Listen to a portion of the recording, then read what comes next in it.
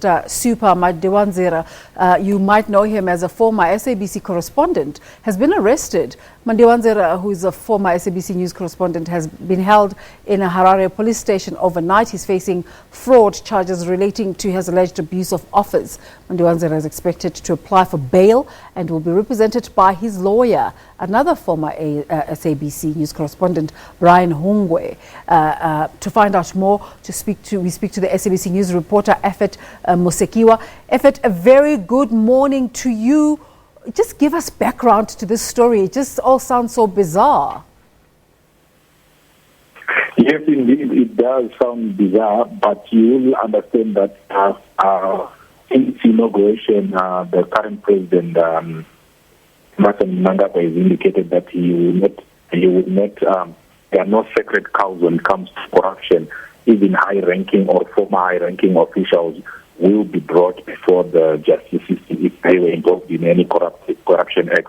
So yesterday we received information that the former ICT Minister under President Robert Mugabe, as well as under President Emerson Mnangagwa, Supa Mandiwanzira, had been summoned to the Criminal Investigation Department Serious Fraud to answer to questions relating to criminal abuse of office and during his tenure as the ICT Minister. And later on, the police did confirm that they had actually arrested him on those same charges. And earlier on this morning, I spoke to his lawyer representative, who's also another former SABC correspondent, as you said in your intro, who confirmed that Mandi-wan-zira spent the night at Matapi police station in Harare, and today he's likely to appear before a Harare magistrate to be formally charged with criminal abuse of office. So if they detained him, there must be some sort of credibility to the charges. I don't know. What do you know about the truth to what they're charging him with? Is there any truth to it? Okay. According to the press statement which was released by the police last night, is that he is accused of awarding, a company called Megawatt. Without going to tender, he awarded them a contract to audit National Net One, which is a government parastatal which fell under his portfolio as the ICT Minister. That's one of the charges. The second charge is that he appointed his personal assistant to one of the boards that will also fell under his portfolio, which is the Postal Telecommunications and Regulatory Authority. So those are the two charges that he is facing. And according to Hungwe, who is representing him, he indicated that Supa is actually denying both charges, saying that Megawatt, they offered their services for free, so there was no breaking of the law. Then secondly, on the second charge, that everything was done procedurally to appoint his PA as a member of the board. So he's actually denying both charges. Ephert, our viewers will probably remember Supa as a correspondent here on the SABC, especially during the SABC Africa days. But just give us a sense of this rise to power of Supa Mandiwanzira after being an employee for the SABC. Okay, after he left the SABC, initially he went into business. You understand that he owns a media house. The media house actually runs one television media house, and the other he runs a radio station, which is a national radio station called ZFM. And when he was after he left the SABC, he began to venture into politics.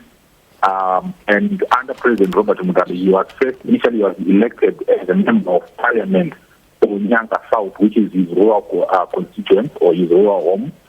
That's where he was elected. And after being elected into Parliament, he was then appointed by former President Robert Mugabe as the ICT Minister. Initially, he was the Deputy Minister of Information, and then appointed to the Substantive Minister of ICT. So that's how he gradually rose to be a minister. And when in November last year, when President Robert Mugabe was removed, he's continued to serve as the ICT Minister under President Emmerson Mnangagwa. Then this year, after the August elections, he again won the youth parliamentary seat, but was not appointed by President Emmerson Mnangagwa to his new cabinet. So he was one of those people that was dropped by President Emmerson Mnangagwa, and now he's facing these charges of criminal abuse of office. Now, as it happens in these sort of cases, we talk about Supa because he's a prominent personality. But who are the other people who are being pursued in this apparent purge, if you like? Well, a lot of cabinet ministers who were under former President Robert Mugabe have actually been, most of them have appeared before the courts.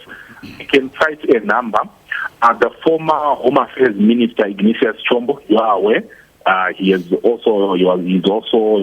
case is under trial. Then the former Minister of Tourism, who was later on appointed to be the Foreign Affairs Minister, Walter Mzembe, is also under investigation. His case is also before the courts. The same goes with the former Youth Minister, who was also former Xavier Kasukwere. His case is also under the courts. You have the former Minister of Health, David Karinyatwa, who's also facing similar charges.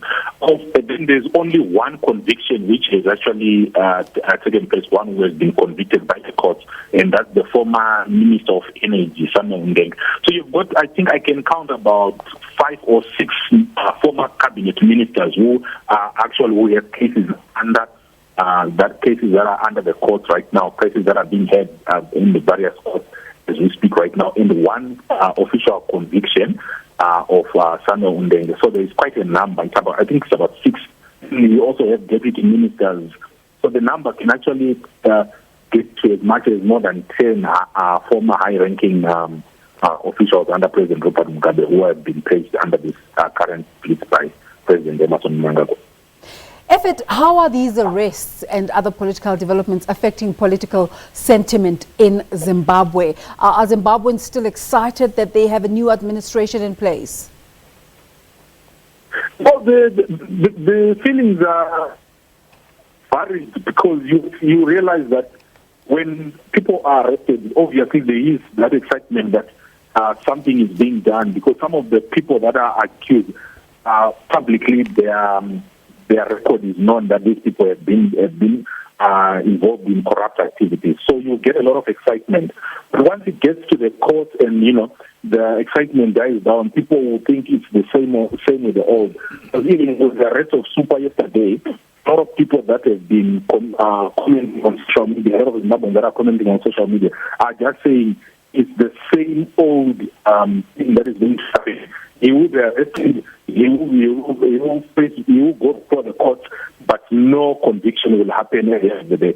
So the feelings are varied. People get excited once a prominent figure is arrested, but as the process unfolds, people begin to lose hope. People begin to, that excitement begins to fade away. So it remains to be seen, maybe after a number of convictions of these high-ranking officials, how people's sentiments will then stand. But currently, people are still not they're a bit skeptical as to what will then happen after his arrest. Well, there you have it, an update on that breaking news story. Supa Mandiwanzira of Zimbabwe has been arrested, and our correspondent in Harare, Ephert Musekiwa, giving us that update.